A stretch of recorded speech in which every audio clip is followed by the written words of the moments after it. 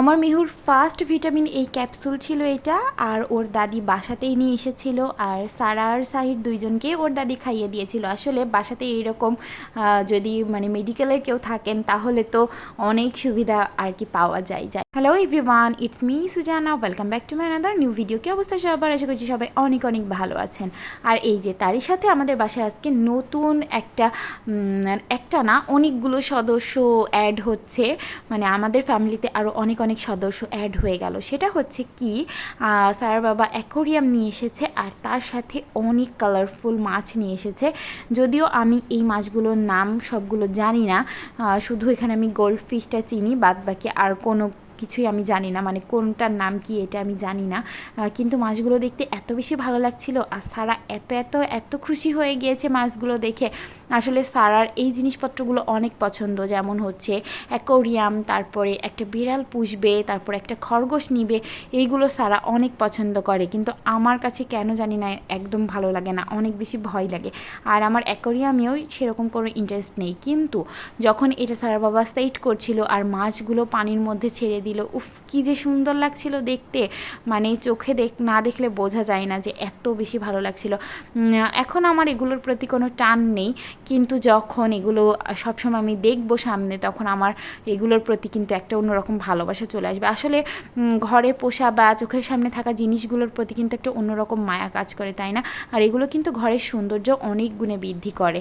তো এখানে সাহিরের দাদু ওকে হচ্ছে মাছগুলো দেখাচ্ছিল, আর সাহির হাসছিল, কারণ ও তো কিছুই আসলে বুঝছে না, কিন্তু ওর সাথে যখন কথা বলছে তখন ও এরকম করে অনেক স্মাইল করছিল।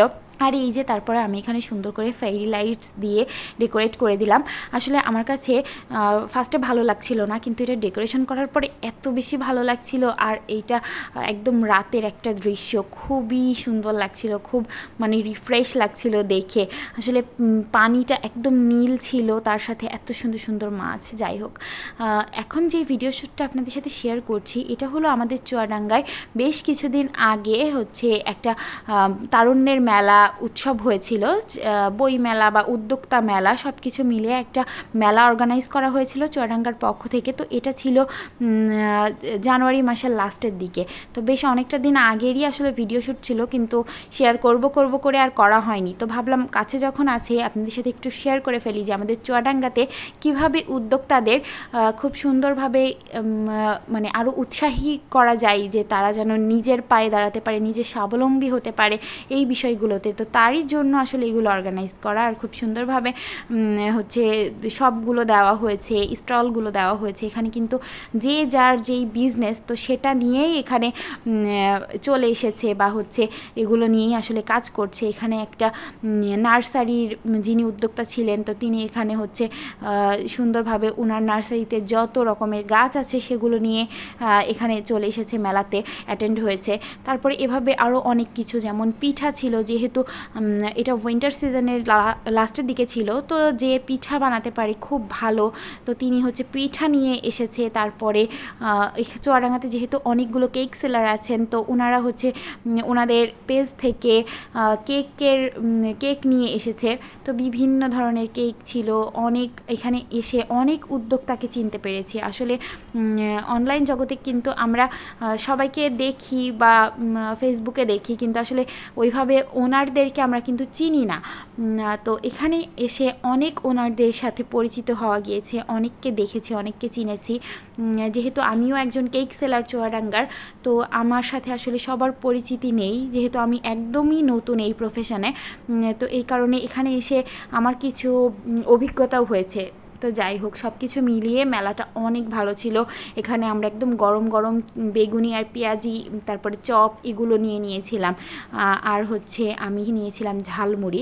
তো সবগুলোই কিন্তু হোমমেড, বা হচ্ছে তেনারা বাসা থেকে কিছু রেডি করে নিয়ে এসেছে। আর এই যেমন চপ, পেঁয়াজু, এগুলো ওনারা হচ্ছে সামনে লাইভ একদম ভেজে তারপরে দিচ্ছেন। যাই হোক, এখানে এসে ভীষণ ভালো লাগলো।